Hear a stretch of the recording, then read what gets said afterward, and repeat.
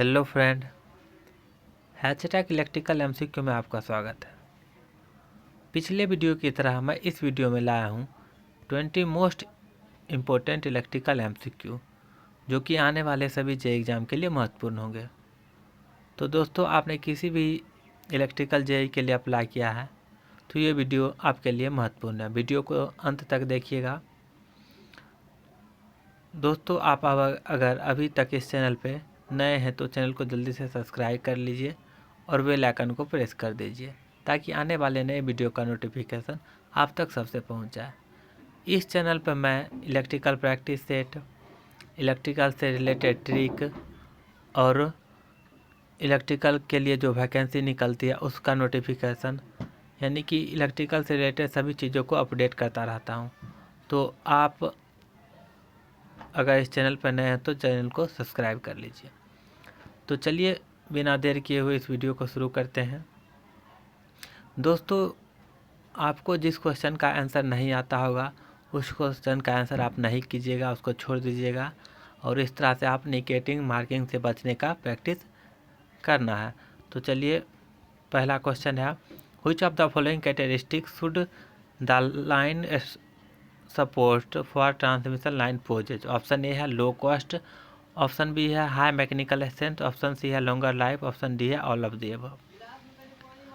तो सपोर्ट जो होता है ट्रांसमिशन लाइन में उसका क्या प्रॉपर्टी होना चाहिए, क्या कैरेक्टरिस्टिक होना चाहिए? उसका कॉस्ट लो होना चाहिए, हाई मैकेनिकल स्ट्रेंथ होना चाहिए, ये भी ज़रूरी है, और लाइफ जो है इसका लॉन्गर होना चाहिए। तो ये तीनों ऑप्शन सही है, तो इसलिए उस क्वेश्चन का जो सही आंसर है ऑप्शन डी होगा। दोस्तों, आप वीडियो को लास्ट तक देखिएगा और डेली कोशिश कीजिए 1 से 2 प्रैक्टिस सेट लगाइए। मैंने बहुत सारे प्रैक्टिस सेट इस पर अपलोड कर दिए हैं, आप उन्हें भी जाकर देख लीजिए। Next question, the life of incandescent lamp is expected to. Option A है 100 आवर्स, ऑप्शन बी है 200 आवर्स, ऑप्शन सी है 1000 आवर्स, ऑप्शन डी है 10,000 आवर्स। तो इनकैंडेसेंट लैम्प जो जब सबसे ज़्यादा हीट देता है, आप देखे होंगे 10-20 रुपया में मिलता है, लाल कलर का लाइट निकलता है, उसी को इनकैंडेसेंट लैम्प कहते हैं। इस लैम्प का जो लाइफ होता है वो लगभग 1000 आवर के बराबर होता है। तो ये एक डाटा बेस्ड क्वेश्चन है, आपको इसको याद रखना होगा। ऑप्शन सी इसका सही आंसर होगा। Next question, holes act as. Option A है एटम्स, ऑप्शन बी है क्रिस्टल्स, ऑप्शन सी है निगेटिव चार्जेज, ऑप्शन डी है पॉजिटिव चार्ज। तो आप सभी इसका आंसर जानते हो गए। होल्स जो है वो पॉजिटिव चार्ज की तरह बिहेव करता है। वही अगर इलेक्ट्रॉन की बात करता तो इलेक्ट्रॉन निगेटिव चार्ज की तरह बिहेव करता है। तो इस क्वेश्चन का जो सही आंसर होगा ऑप्शन डी होगा।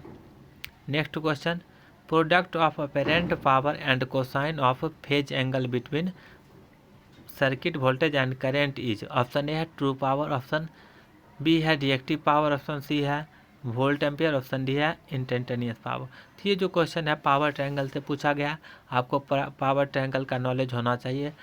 पावर ट्रायंगल जो होता है एक राइट एंगल ट्रायंगल होता है, इसका बेस जो होता है यानी आधार जो होता है वो रियल पावर होता है या ट्रू पावर होता है, उसका लंब जो होता है वो रिएक्टिव पावर होता है, और इसका कर्ण जो होता है वो अपेरेंट पावर होता है। तो एक्टिव का पावर का जो फार्मूला होता है वो अपेरेंट पावर और कॉस फा, यानी कि दोनों वोल्टेज और करंट के बीच का एंगल होता है। तो ट्रू पावर का जो फार्मूला होता है वो apparent power into cosine between current and voltage. और वही अगर रिएक्टिव पावर का फार्मूला पूछता तो apparent power into sine sine of angle between voltage and current. तो अपेरेंट पावर इंटू साइन 5 पूछता तो वो रिएक्टिव पावर हो जाता, और अपेरेंट पावर इंटू कॉस 5 पूछता तो वो ट्रू पावर हो जाता। तो इस क्वेश्चन के अनुसार इसका सही आंसर ऑप्शन ए हो जाएगा, ट्रू पावर। नेक्स्ट क्वेश्चन है, what kind of insulator will be used if the direction of transmission line is changed.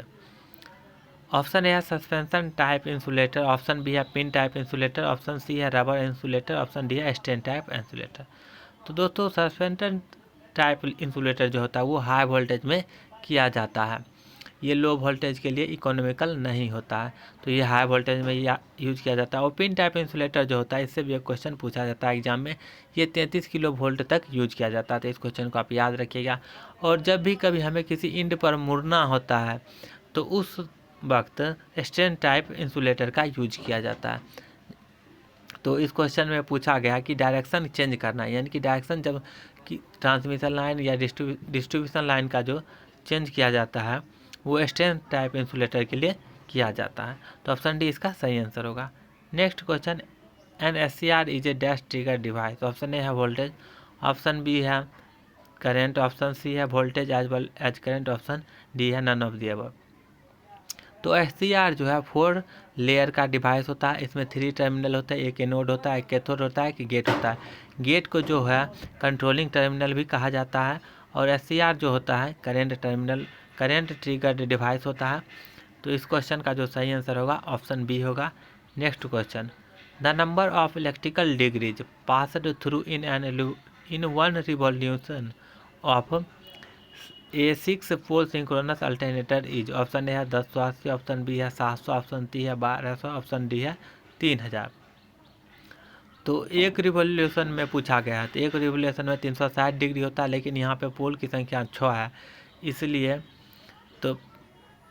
तो इसका जो इलेक्ट्रिकल एंगल निकालेंगे वो इलेक्ट्रिकल एंगल होता है 360 गुने p/2। यहाँ पर p का वैल्यू 6 दिया है तो 6/2 यानी 3 को 360 से गुना कर देना, यानी कि 1080 इसका सही आंसर होगा। तो ऑप्शन ए इसका सही आंसर होगा। Next question, the number of electrical degrees passed through in one revolution of a 6 pole. दोस्तों ये क्वेश्चन रिपीट हो गया है। चलिए नेक्स्ट क्वेश्चन देखते हैं। One conductor carry more current on the surface of comparison to its core, this phenomenon is called।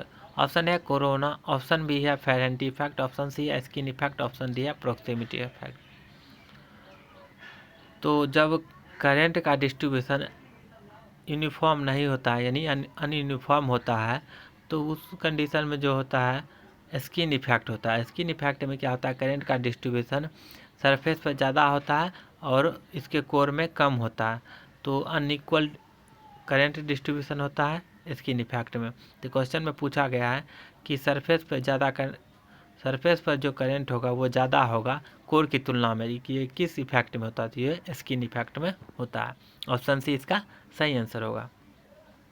और फेरेंटी effect होता है कि सेंडिंग इन वोल्टेज से ज़्यादा रिसीविंग इन वोल्टेज प्राप्त होता है, तो इसको कहते हैं फेरेंटी इफेक्ट, यानी कि जितना वोल्टेज हम सेंड कर रहे हैं उससे थोड़ा ज़्यादा वोल्टेज मिल जाता है रिसीविंग एंड पे, तो इस घटना को जो कहते हैं उसको फेरेंटी इफेक्ट कहते हैं। तो इस क्वेश्चन का जो सही आंसर ऑप्शन सी है skin effect. Next question, if load angle of 4 pole synchronous motor is 8 degree. दोस्तों ये 8 डिग्री है electrical, its value in mechanical degree. तो आपको मैकेनिकल डिग्री और इलेक्ट्रिकल डिग्री में जो रिलेशन होता है वो आपको याद रखना है। तो इलेक्ट्रिकल डिग्री इक्वल टू होता है p/2 into mechanical.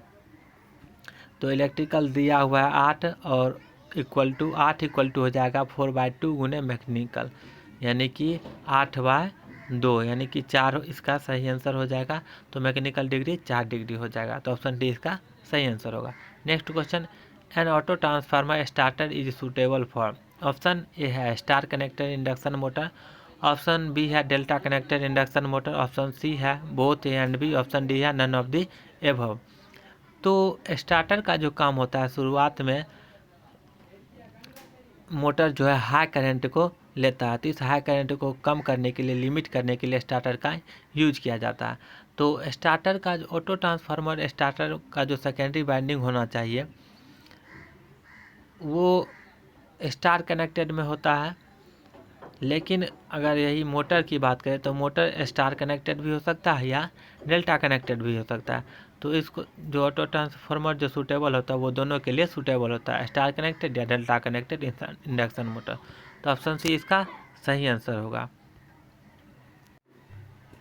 Next question, by using 2 watt meter method power can be measured in. Next question है, by using 2 watt meter method power can be measured in. Option A है 3 phase 2 wire system, option B है 3 phase 3 wire system, option C है 3 phase 4 wire system, option D है all of the above. तो 2 watt meter method से हम लोग 3 phase 3 wire system में power को मेजर करते हैं। तो इस क्वेश्चन का जो सही आंसर होगा ऑप्शन बी होगा 3 phase 3 wire system. Next question, the multiplexing of address bus and data बस इज यूज्ड इन।